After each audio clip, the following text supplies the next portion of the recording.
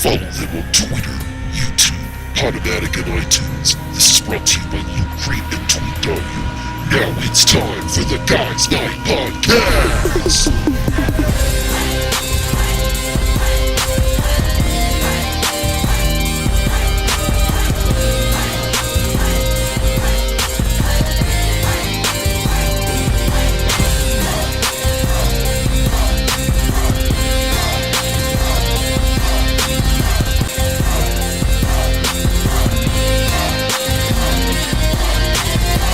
Step in the theater, what will you find? So many movies, not enough time. Action, horror, thriller, comedy, foreign documentaries.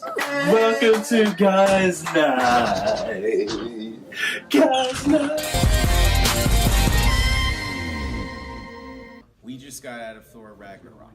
There you go. Alright, pronouncing that right. So, I'm not even sure what installment this is in the Marvel Cinematic Universe, but Phase three? it's the third entry in the Thor trilogy, which doesn't get a good reception overall, but this installment takes Thor, takes away his hammer, strips him down of what you know or what's, pop culture knows of Thor, and pretty much brings him back to basic, which I like that concept. The Hulk gets introduced. It's not really a World War Hulk story or a Planet Hulk story, but it's all right. A lot of familiar faces like Jeff Goldblum, Matt Damon in there, surprisingly, Sam Neill, and I'm just like, okay. But the main gist of this movie, I'm not gonna lie, it's hard to explain a lot because it's everywhere. You have a certain subplot with Hela invading Asgard, then you have, Thor, trying to get out of this area, and just then you also have like Valkyrie's story where it's like, getting in her back, and it just feels like it's a melting pot that doesn't really have a good payoff. I'm not gonna lie, there were a lot of the gladiator fight is great, probably the standout moment of the movie, but this movie was everywhere. It felt very just not a lot of focus. That's the main thing. And I think there was a quote from one of the characters that it had to do with focus, and this wasn't it. Unfortunately, of the three entries this year, it's the weakest one.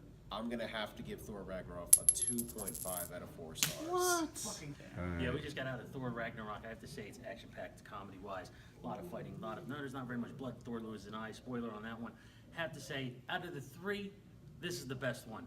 Sorry, Jerry, I'm not going to give it a 2.5. I have to give it a 3.5. Whoa. I have to say that. 3.5.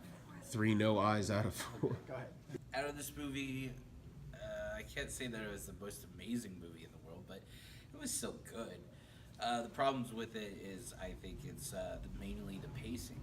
It's a real big comedy through a good portion of it, but then it gets kind of tiring and you don't want to really watch it anymore. It is a lot of back and forth. It doesn't know what it wants to be. That doesn't make it bad, but when you see all the other Thor movies and then it takes a 180 to being a strict comedy, it just doesn't sit well with you a little bit. You just need a little bit of a filler. Now, saying that this is probably the best movie out of the trilogy so far, right? There's been Three, yeah. So it's been the best movie, but the only reason it's the best movie is because it already has a low bar. That's the thing. The bar's already low. You can't go any lower than that. But I mean, I think it does.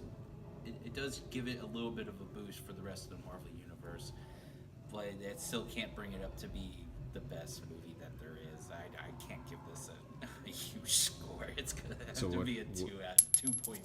Thank you. Out of 4. So basically, everything Curtis just said, I was gonna say. No, I feel like this was a poor man's Guardians of the Galaxy. It was That's like Guardians of the accurate, Galaxy, and let's just throw in Thor and do 20 million different jokes.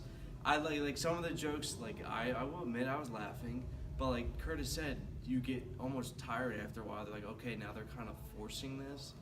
Just get to the action, get to the good stuff.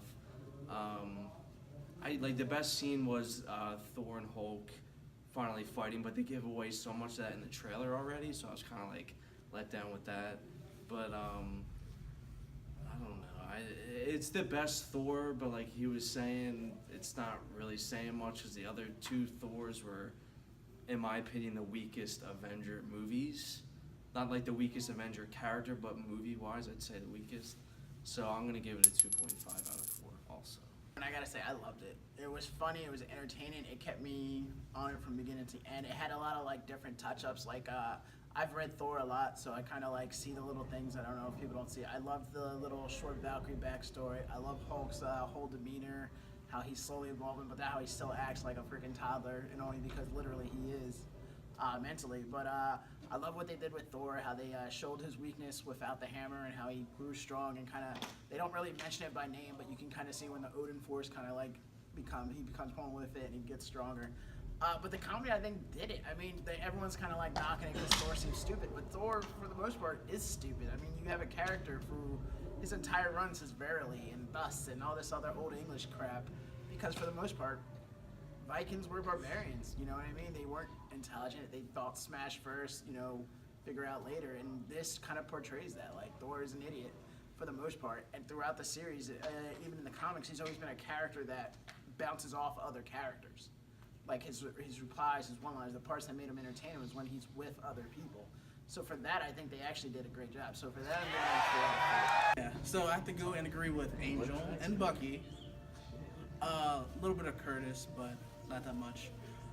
It's gonna get a 3.5 out of 4 from me.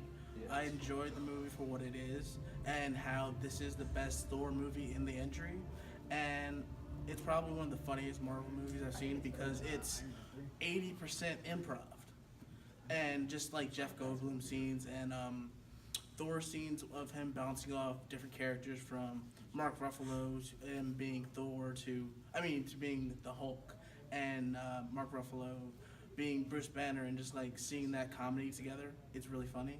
I love Tessa Thompson's character in this as Valkyrie. I was kind of upset they didn't go into a little bit more of her story because of one scene in the movie they cut out to actually show that she's actually bisexual. But because you're gonna get a little bit of a vibe of like Thor, her, maybe, no, not really. But overall, the movie's great. Go see it this weekend, and just don't see a snowman. That's all.